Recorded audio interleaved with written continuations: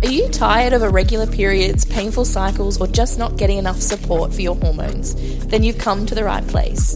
Join me, Kirra, qualified naturopath and women's health advocate, as I dive into the world of hormone support naturally.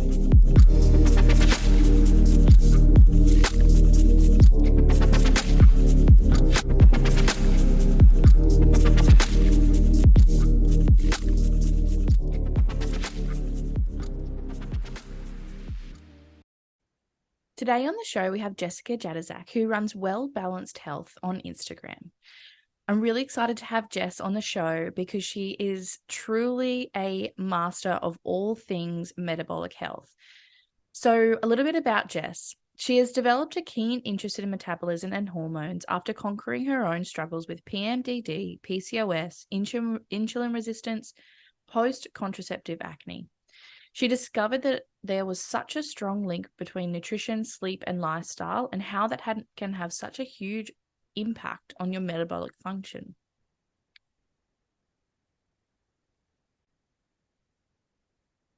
Today on the show, we have Jadezak, who runs Well Balanced Health. I'm really excited to have Jess on the show because she is truly a master of all things metabolic health.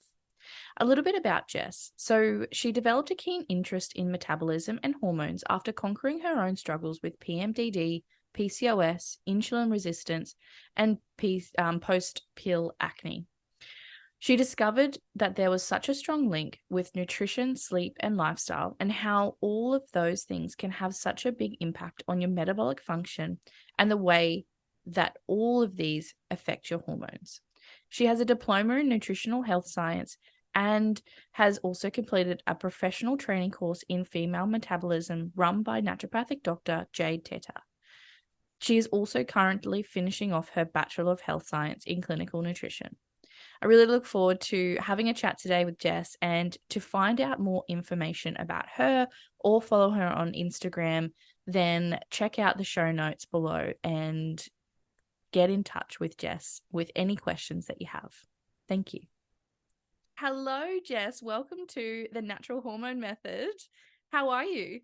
I'm really good, thank you. Thank you so much for having me on. I'm really excited. Yeah, you're so welcome. I'm really excited to have you on as well too. And today, like I mentioned in the intro with Jess, what we're going to talk about is we're going to talk about metabolic health and how that relates to our hormone health, but also how diet ties into metabolism. And I know from your Instagram, which I absolutely love, that you have so much incredible information for women and, men as well too, about, what to eat in your diet and what not to eat in your diet, and just keeping it it's nearly like a no bullshit way of interpreting those diet fads, etc. So I think it's really nice for people to have a bit more of an understanding about diet and metabolism because, you might know this, you might find this as well too, Jess, and I don't think many people know too much about metabolic health. And there's a lot of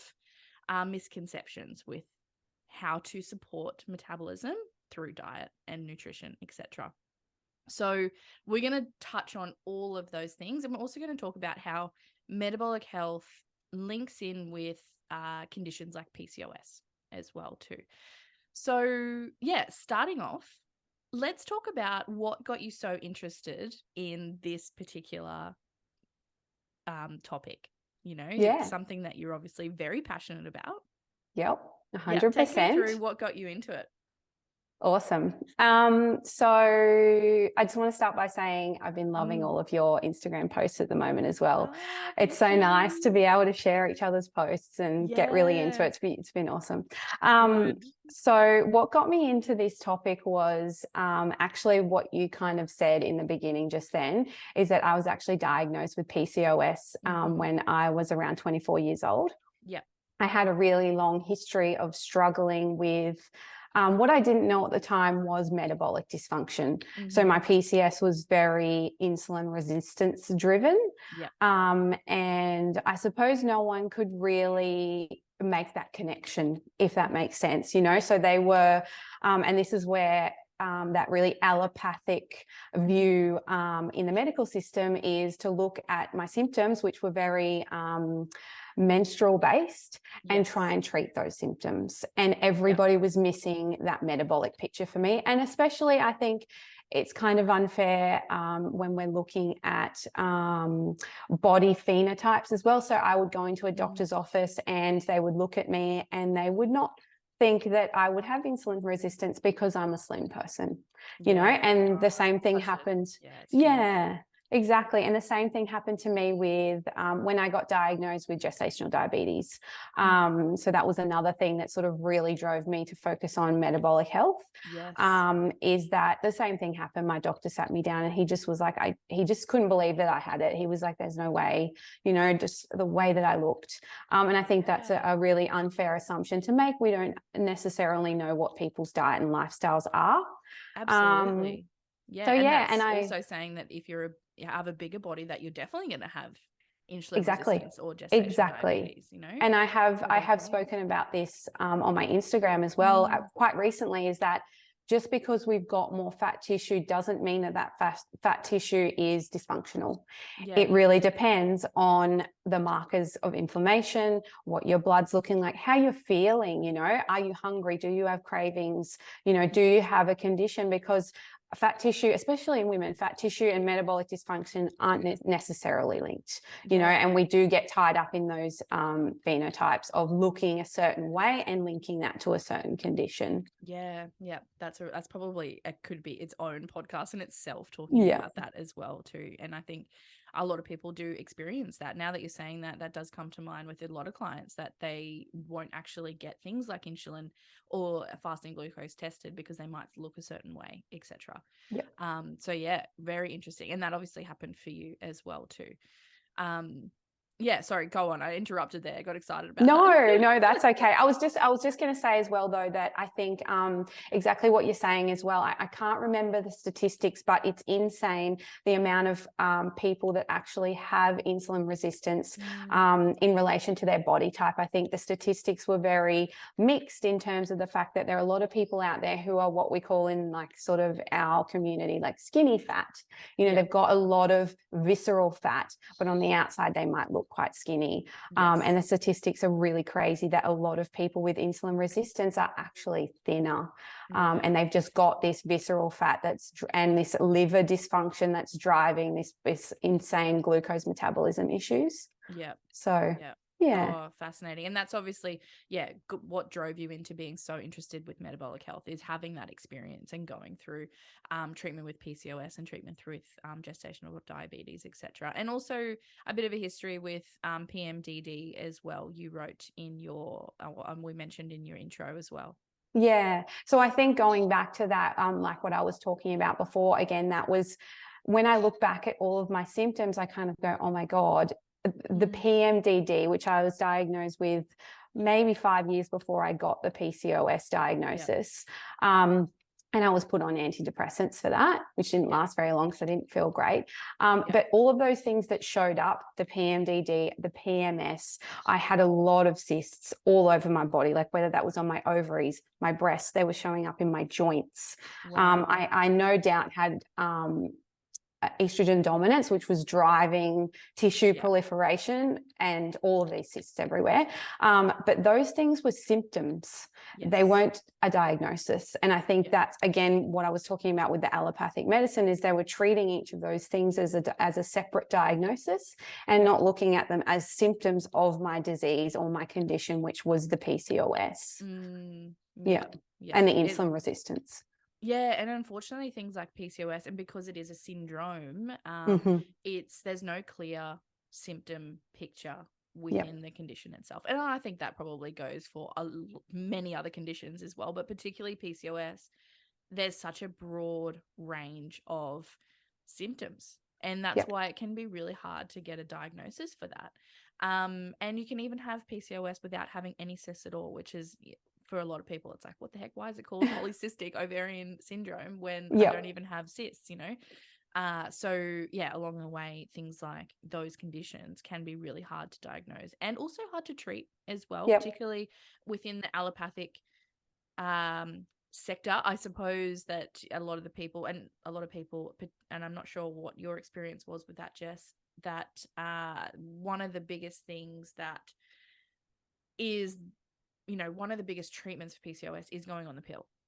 Yeah. And what does that do? Which we know, and I talk about all the time, is that just shuts off all your hormones completely, which doesn't necessarily really help things like PCOS in the long term. Yeah. And so that's exactly right. And this is what I walked away with. So just to explain, the day that I got diagnosed, obviously I was kind of well and truly at my wit's end. I'd been to gynecologists, I'd been to doctor after doctor, most of them male as well, which, I don't want to stereotype, but I don't think that helped, to be honest. I just don't, when I'm looking back, the way that they treated me compared to female doctors, I don't think there was quite as much understanding there about the condition. But I eventually got diagnosed by a woman, a female doctor, and just the way that she spoke to me, I ended up just breaking down and crying. So I finally got the diagnosis, which I was glad that I finally was told, this is what's wrong with you, the thing that I've been searching for so long. But the next thing she said was, you've got two options. Number one, you can go on the pill, and number two, you can come back to us when you want to get pregnant and we'll put you on Clomid. And they were my only options. So there was it couldn't be treated. At that point in time, there was no mention about diet, lifestyle, reversing insulin resistance, lowering cortisol and stress. It was just, that's all we can offer at this point. And I refused both. And that's actually how I then got into even doing the course that I am now. I actually went to the Pagoda Tree, which is owned by Nat Kringudis. So I went to her practice down in Melbourne. I was living in Melbourne at the time, and got some Chinese medicine and went to see a naturopath and a Chinese medicine practitioner and got all the stuff together. And then I ended up being fine and not having any struggles with fertility at all. Oh, great. And you obviously got two very healthy, beautiful kids as well. Exactly. Two or three? Two. Yeah. No, not three. Not three. Not three. Just two for now. And obviously I think some of the best practitioners are ones that lead from experience as well too, because you know what it feels like and you know what the symptoms feel like, and you know how defeating those very limited options are for treatment within that Western world as well, and how that can impact you as well. It's not really anything that I can do. So obviously then you seek out extra alternative medicines and realize that there's this whole world of information and support you can get, right? Exactly. And that obviously was something that led you into studying clinical nutrition.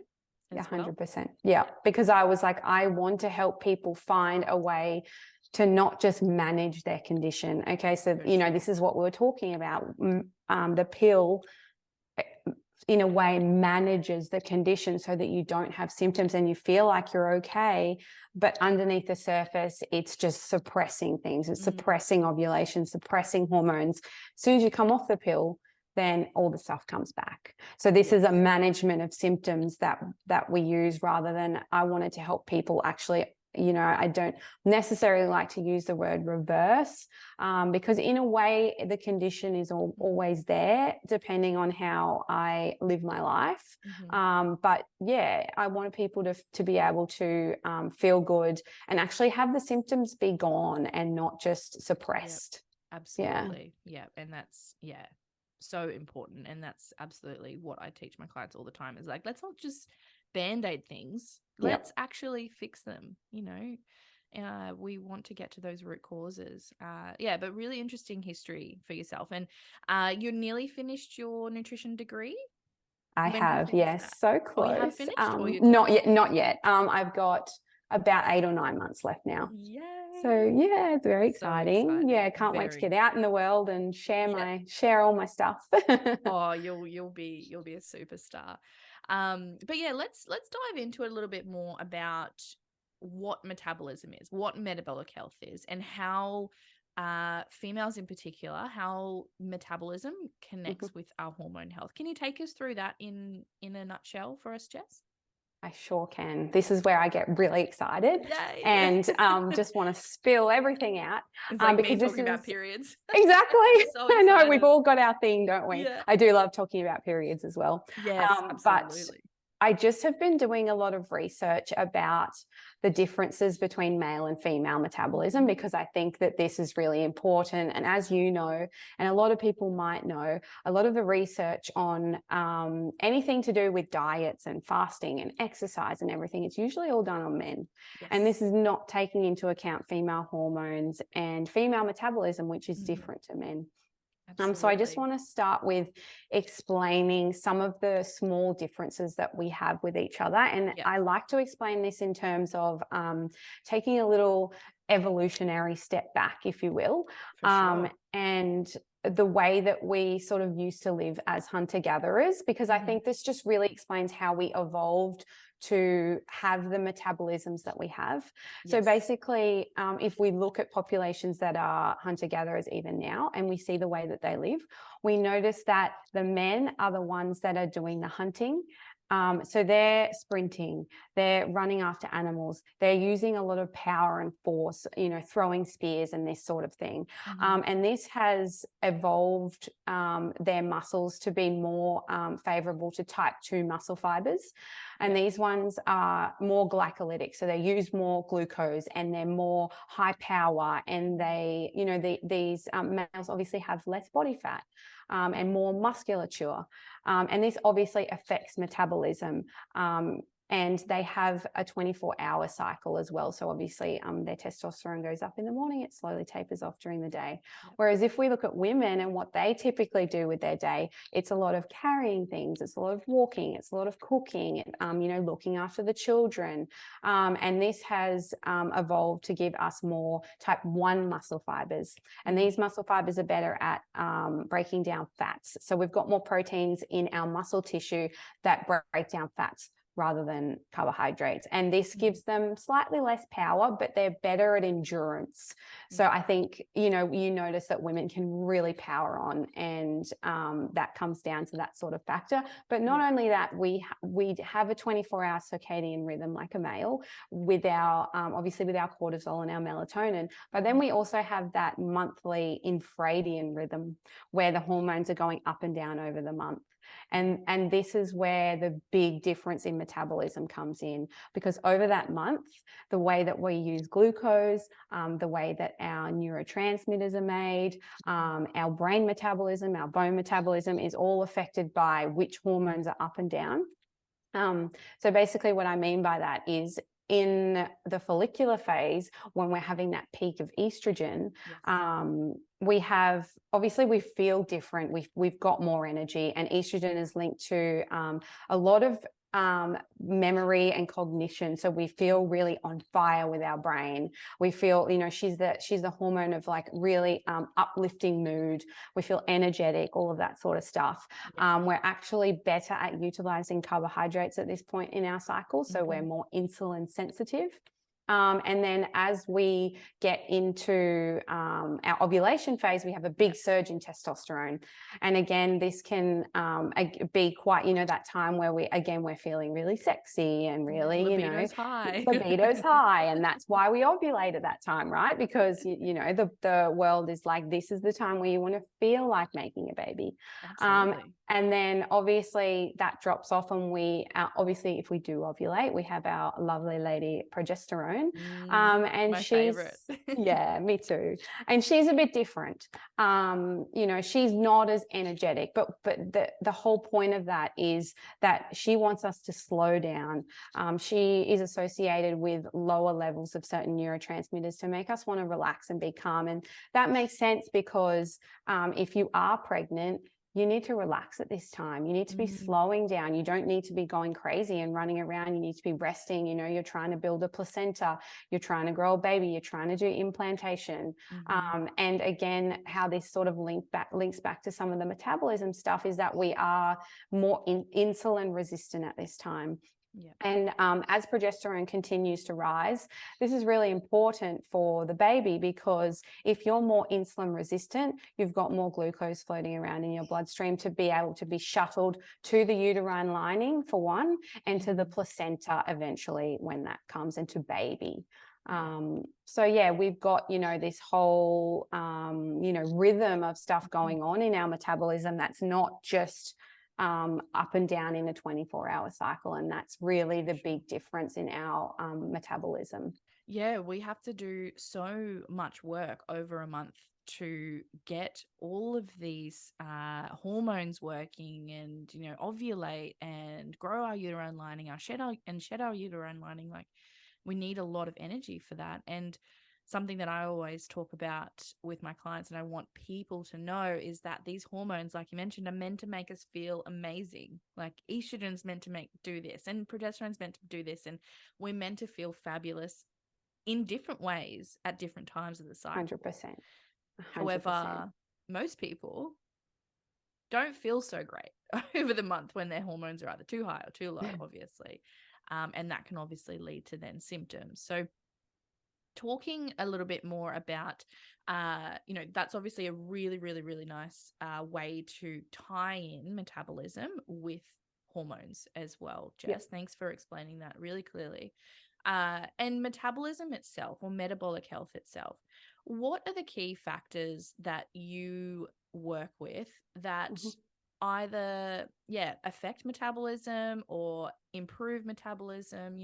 Where can we have a bit more understanding about how to have a better metabolic life? Yeah, no, definitely. And I think, again, like you said, this does come back to supporting hormones at the end of the day. Yeah. So, and why the reason I say that is that, let's go back to what we were talking about in the beginning, where a lot of studies on diets, fasting, sleep, whatever it might be, are mostly done on men. Yes. And what we're beginning to understand, and what I just hear over and over again, is that when women try to do these really if you will, like stressful things, and especially all at once. So, for example, a ketogenic diet, fasting, really high intensity exercise, we see issues with ovulation and so that means making progesterone is going to go down, and estrogen is going to be up at the wrong times. And the reason for that is we are so protective of our fat stores. And there's a really good reason for that. And again, it comes back to pregnancy. And that's the thing that we need to understand. And I know you probably push this with your clients as well, doing a lot of work around menstruation, is that it doesn't matter whether you want to have a baby or not. That is your body's primary goal, is supporting ovulation and making a baby, regardless of your age, regardless of whether you want to do that or not. To have good metabolic health as a female, you have to have a really good solid cycle. You have to be ovulating, and you have to be having a smooth transition of those hormones where they're meant to be. And it's really interesting. I was reading a study the other day that was talking about what happens to fat burning after a really intense bout of exercise, men versus women. And this is a really good example of the what I was talking about with the women being really protective of their fat stores. So what they noticed was that after high intensity exercise, men continued to burn fat for the next 3 to 4 hours. And what happened with women is their enzymes that broke down fat completely dropped off, and their fat burning dropped away.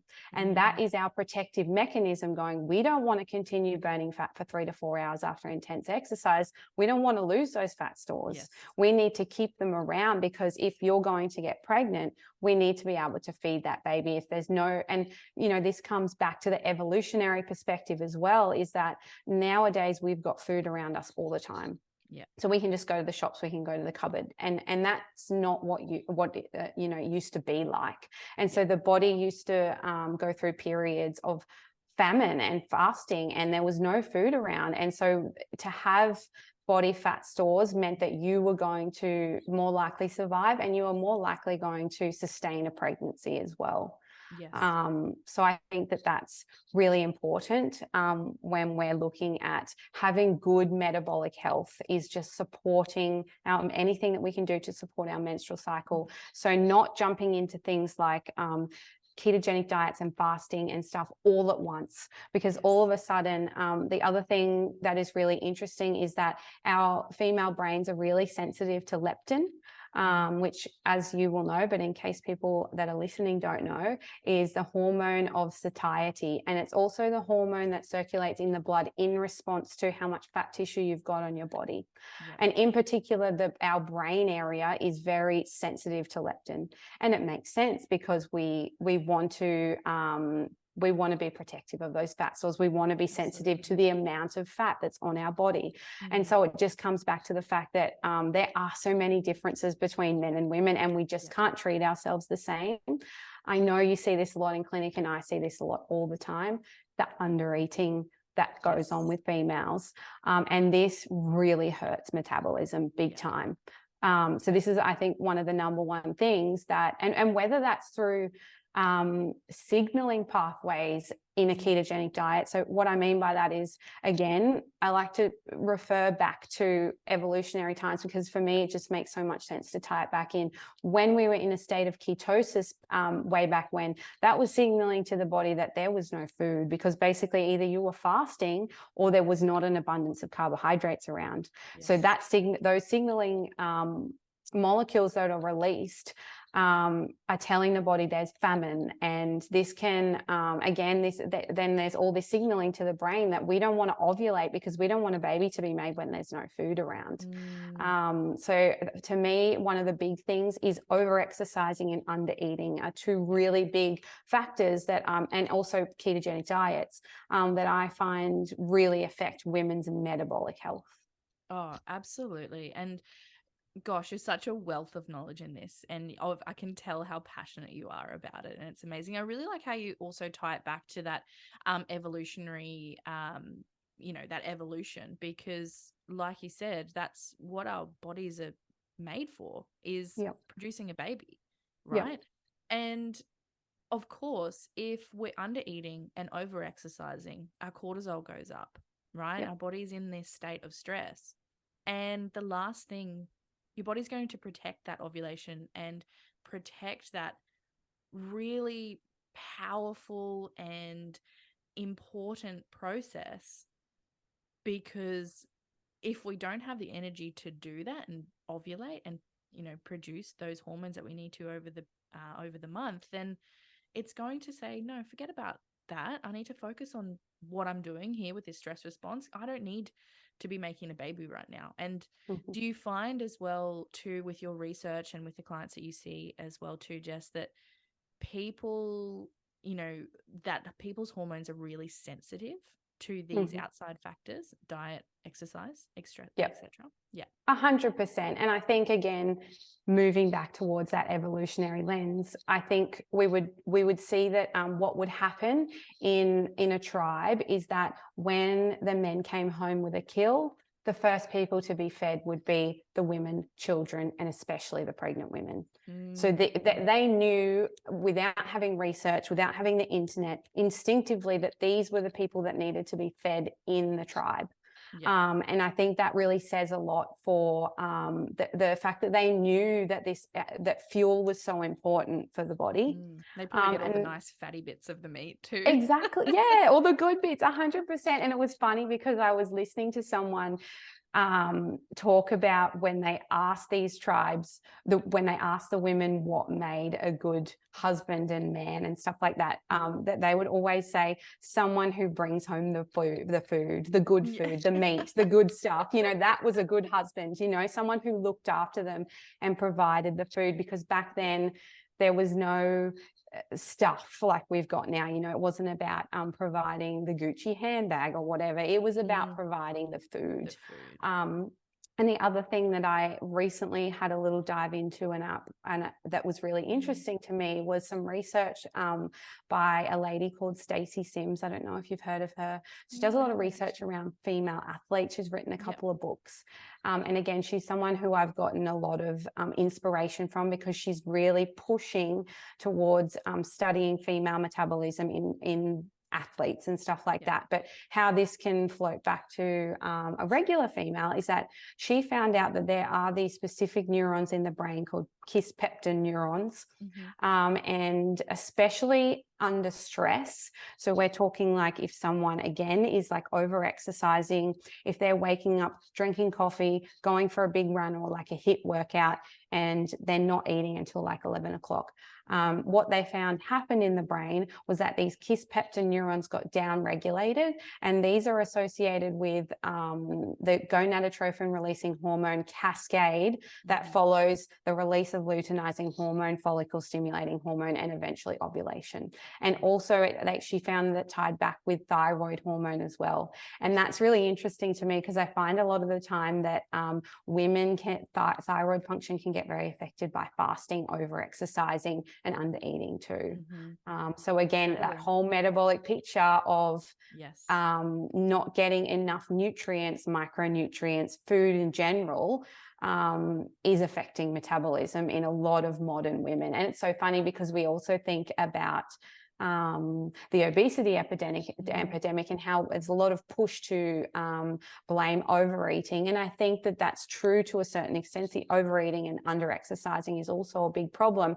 But I think what often happens with obesity as well is that it's overeating, but they're also malnourished because they're not getting enough minerals. And this is another signal to the body that we can't make a baby because we don't have the minerals we need. We don't have iron.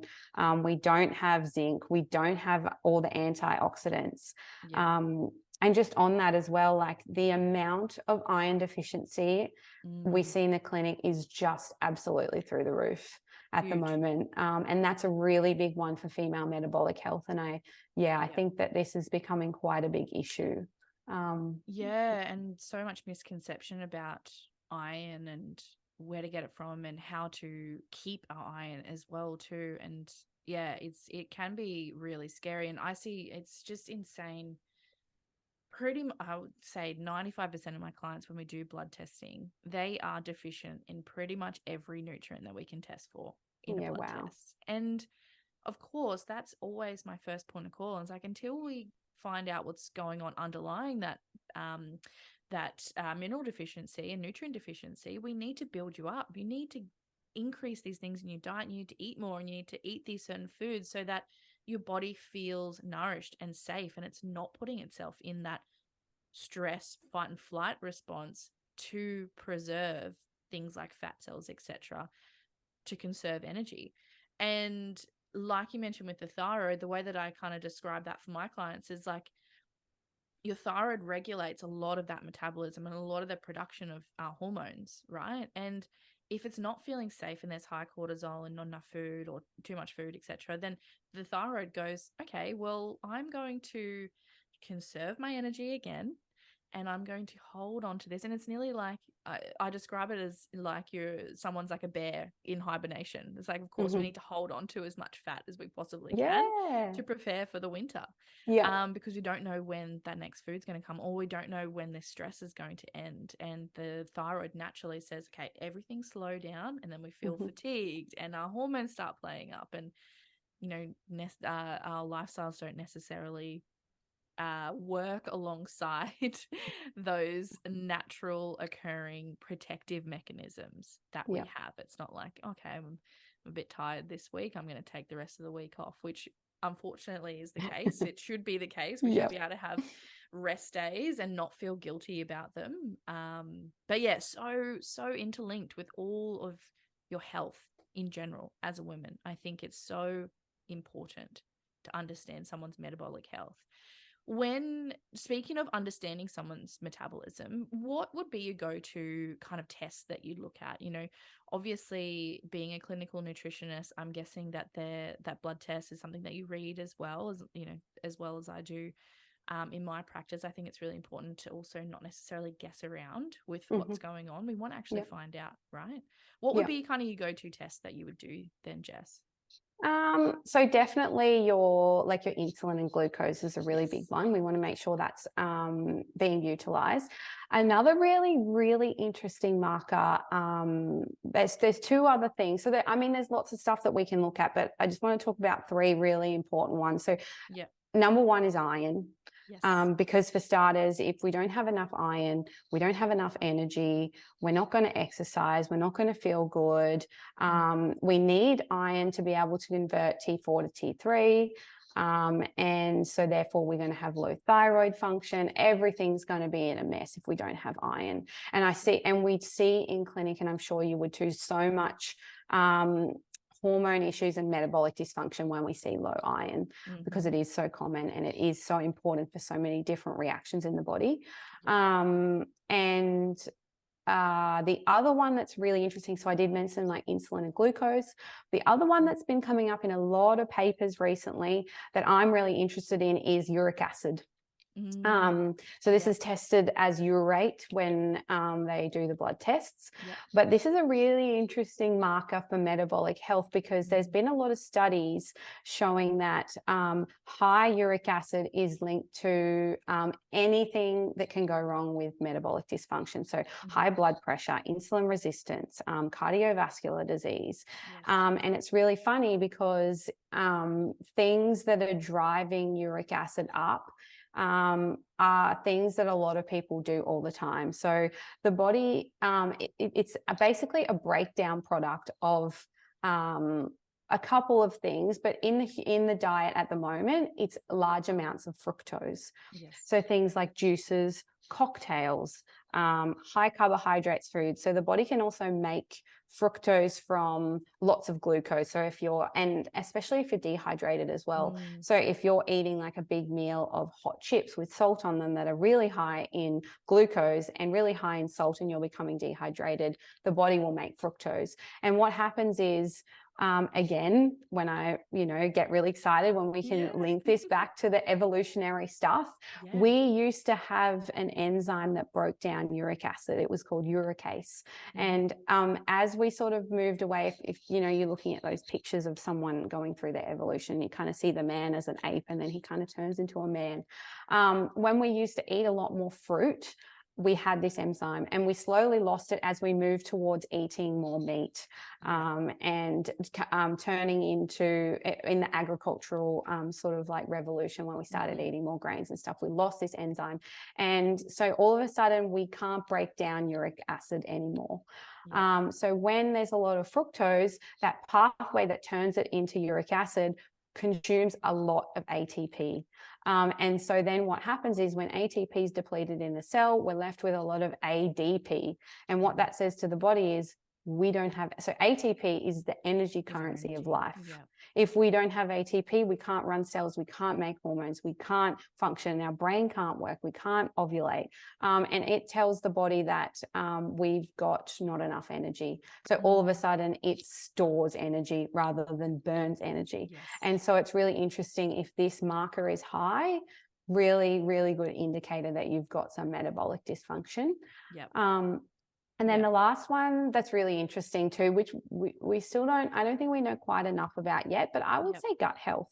Absolutely. Like some gut health markers, because we know that, dysbiosis leads to more absorption of calories, metabolites that wreak havoc on everything in the body, breaking down estrogens in the gut, recirculating those, contributing to constipation, all that stuff. So I think that's another really important thing to assess in clinic, whether that be through functional testing or just through symptoms as well. Absolutely. The gut. And, the gut really, if you don't have good gut health, you can't have good mental health. You can't have good digestion. You can't have, your hormones are going to be affected. Your nutrient status is going to be affected. Your liver function is going to be affected. It has so many implications for the rest of your health. And I think that's really important for people to know as well, that, just because if they're experiencing gut symptoms, then we know something's going on with the gut. But also, you might not actually experience severe gut symptoms like severe pain or irregular bowels, etc. And you can still have a lot of stuff going on. 100%. Your good bacteria and your digestive capacity as well too. And that might not be presenting as gut symptoms. It might be presenting as hormone issues, thyroid issues, liver 100%. issues, all of that. And I think for a lot of people it can be quite complicated to it's great for us, and our understanding in our studies as well is that everything's interrelated. But I think some people, they get overwhelmed by that and say, oh, well, I'm never going to feel better.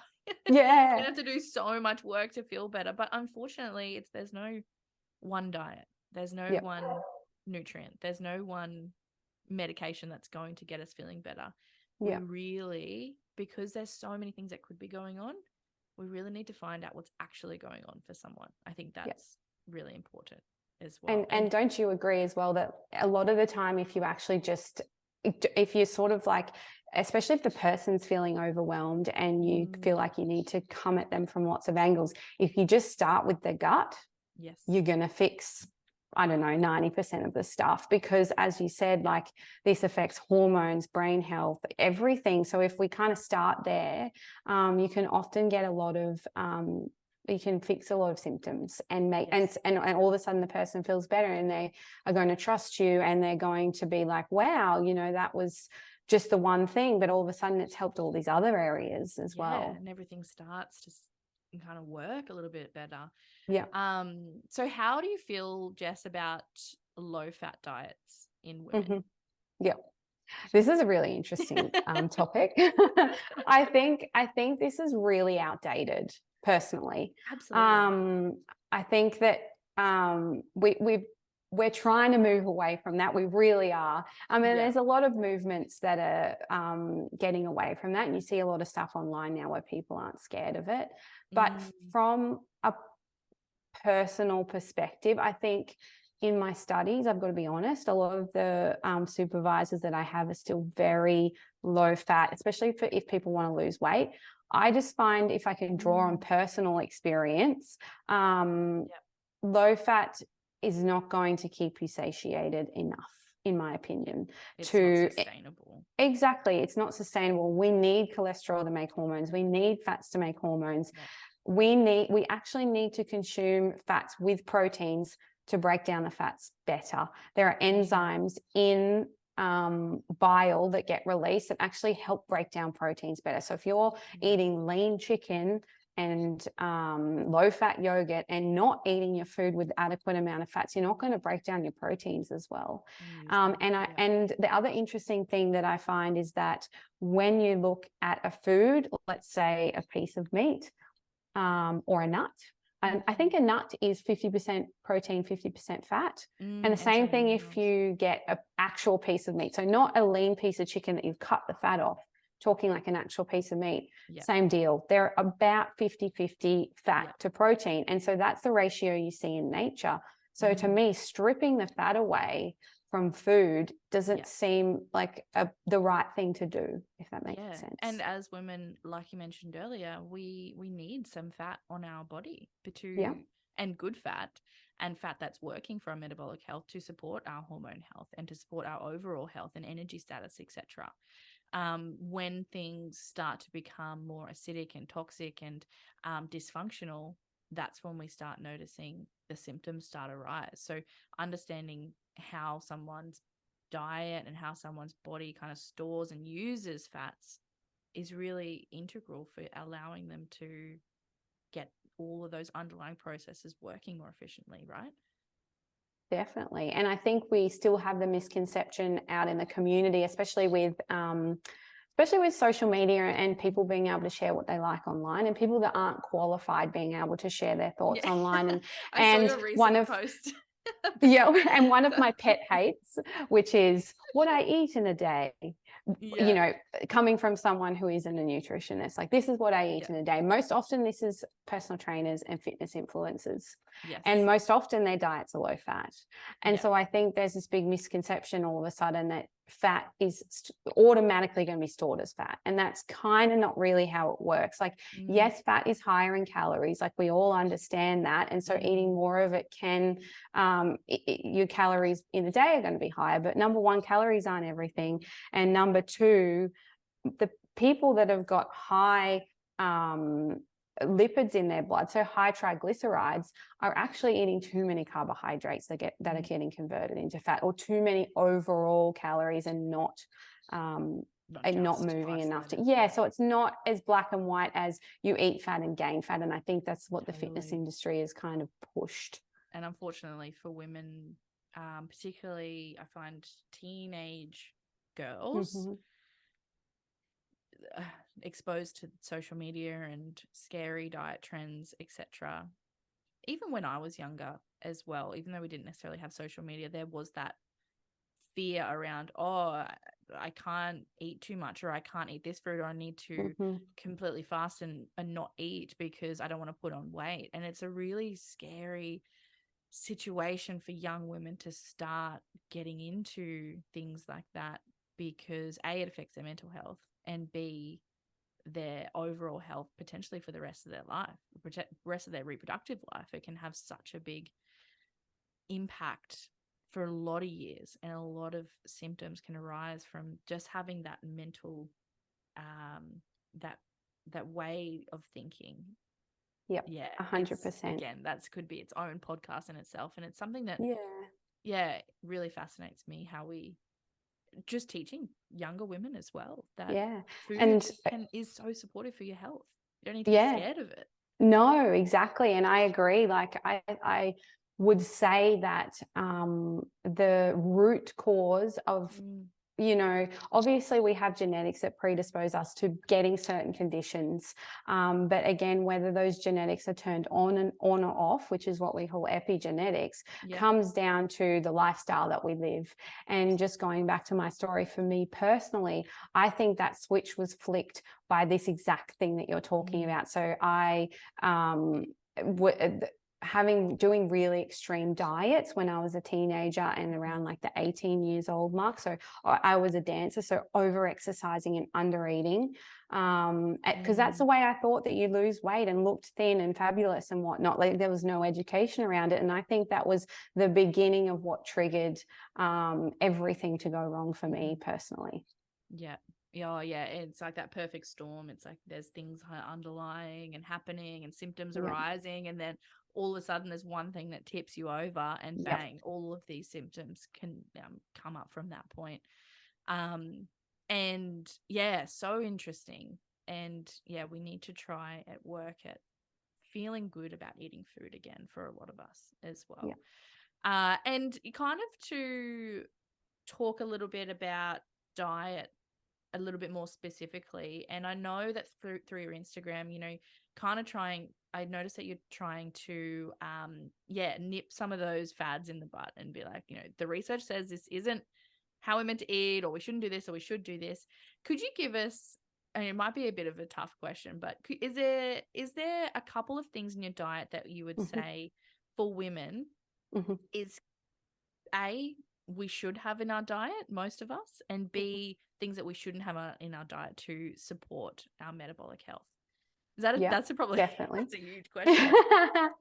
No, being a nutritionist, I'm happy to go into that. And look, I don't I think a lot of people, I get a lot of DMs on my Instagram thanking me for not being too dogmatic about nutrition, which is something I try and pride my Instagram on, is not I don't push a vegan diet. I don't push a vegetarian. I don't push any diets.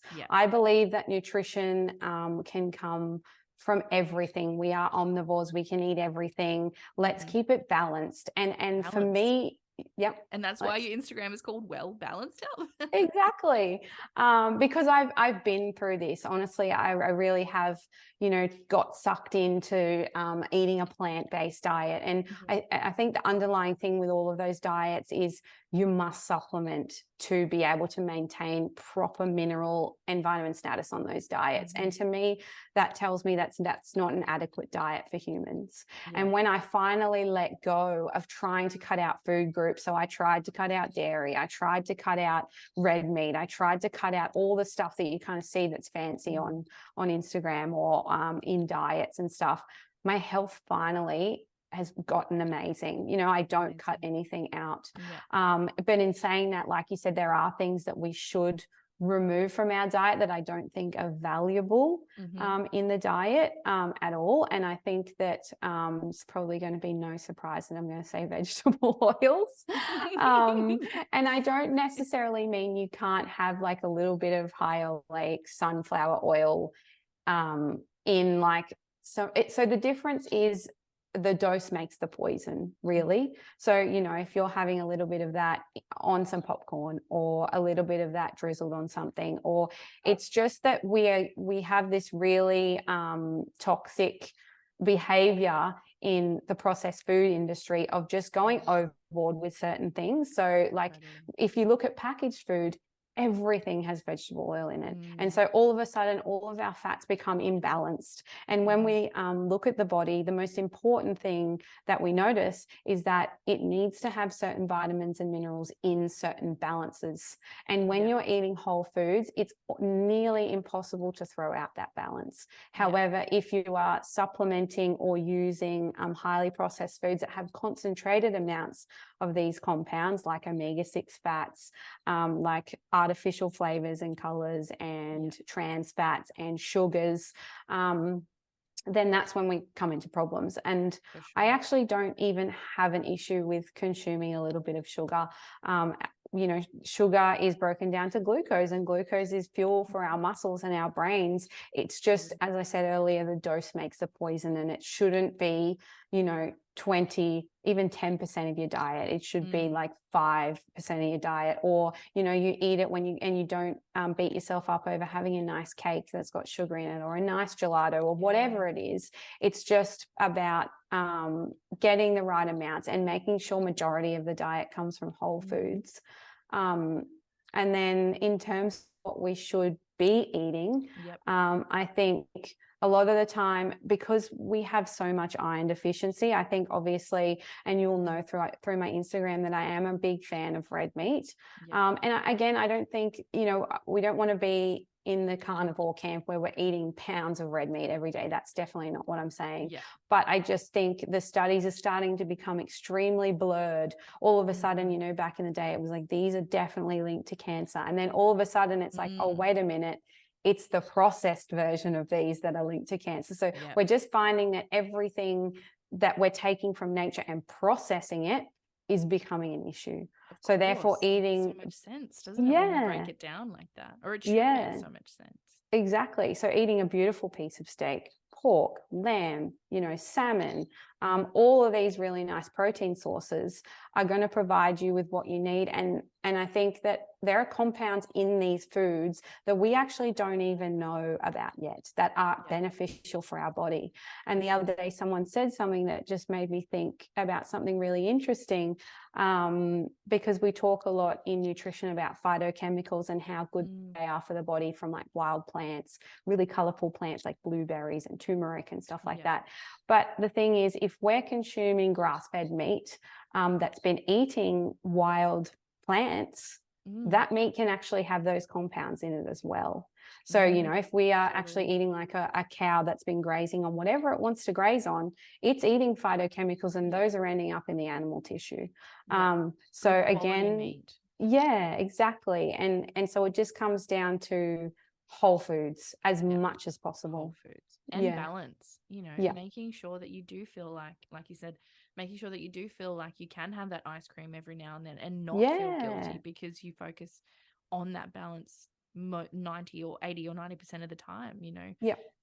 Making sure, not being scared of food and not being scared of certain, you know, macronutrients like fat or like carbohydrates, and balancing them with the right foods like proteins, etc. When we break it down, and I notice when I'm talking to my clients about diet, when I actually break it down and simplify it, it takes away a lot of that overwhelm when it comes to what should I or what shouldn't I be eating. Because I sorry to interrupt there. No, you're right. I was going to say I do have some specific foods that I do think are important for women's health that they're important for men and women, but just in terms of like hormones and stuff. Yeah. I think that as we spoke about, I think iron containing foods are really important because we know that menstruating women, the RDI for iron is well above double of what a man's is. So we need to prioritize those things for ourselves. I think I really like the brassica family because I think these are really supportive of sulfation in the liver, and breaking down those hormones in the liver. Estrogen clearance. Exactly. So really big fan of those. And methylation nutrients. So things like B12 and choline. So stuff like eggs and again, red meat and bone broth and glycine and all this sort of stuff. Because again, as the people who are going to be growing the baby, we need to have our methylation and our genetics on point. We need to be supporting methylation cycles. And then another really interesting one is fermented dairy. So the probiotic in the majority of fermented dairy, like especially yogurt, Lactobacillus acidophilus, is really good at activating beta-glucuronidase and getting rid of that estrogen as well. Yeah. So there's some other foods and obviously like antioxidants in like lots of colorful fruits and veggies. And another one that I'm really passionate about is protein, because I just think when we get adequate protein, we get all the minerals that we need. So just making sure at every meal we've got that good protein source. And that can also be, if you need it to be, sometimes like tofu and legumes, you know, these guys do have good amino acid profiles, but as long as there's protein, because I do see women under eating protein for sure. Definitely. And that's usually the first thing that I'm increasing in people's diets when we're talking about hormone health is protein, because you're right. And it's like, you know, having Vegemite on toast for brekkie and then like a raw salad and some dressing for lunch, and then for dinner they might have a bit of protein and carbs for dinner, but then the first part of the day, they're not really having any protein at all. So how can they possibly have enough energy to get through the day? Yeah, 100%. To keep up with all of these processes that we need to do. Protein for me is so important. And whatever your preference is with vegan and vegetarian or eating meat, etc., I do think particularly the vegan vegetarian diets, they do need to work really hard at being on top of how much protein they're having in each meal. And it's, you know, you really have to be very conscious of that. And I do see a lot of people choosing to start eating meat at that point where they do have health things pop up, or their iron has been low for a certain amount of time or years and years. And a lot of the times they end up feeling really great eating a small amount here and there in good quality. That's not for everyone, obviously, but I think diet can, really understanding someone's diet and how we can optimize that for their lifestyle and their health choices and their symptoms can make a huge amount of difference for their overall health.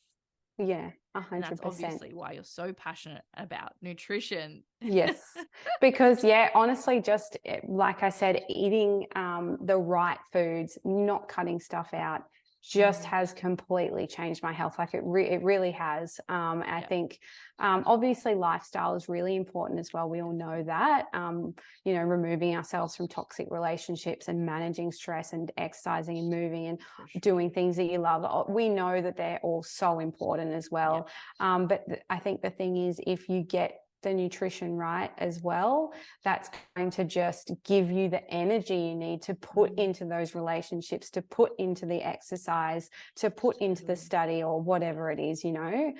So this is exactly. You've got the energy, not against you. That's it.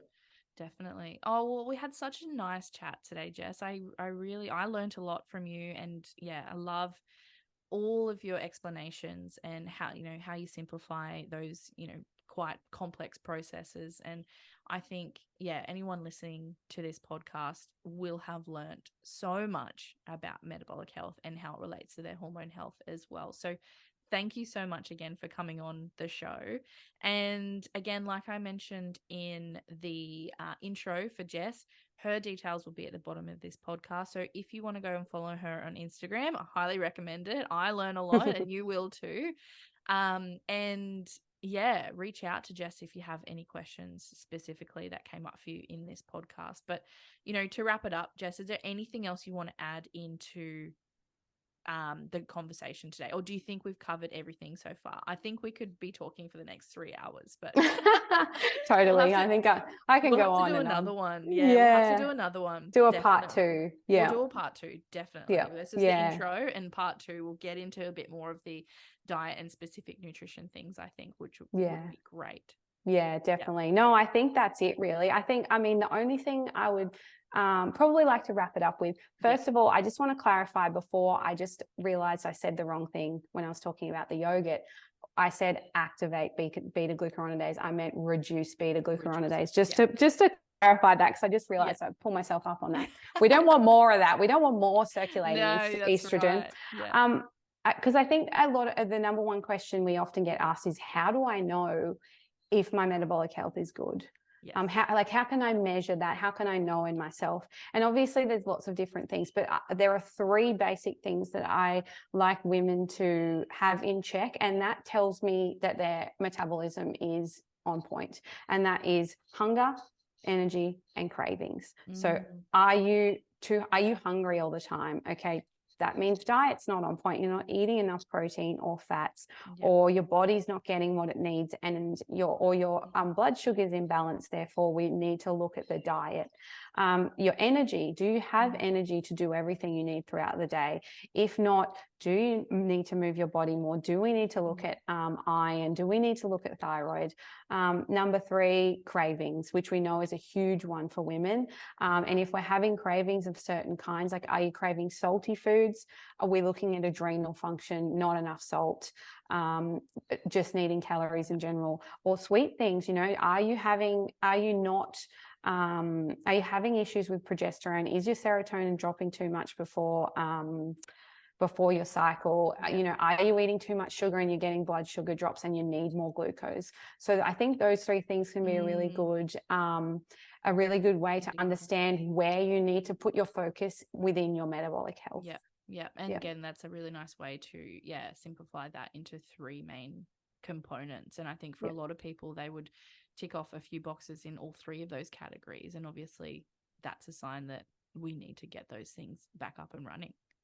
Yeah, exactly.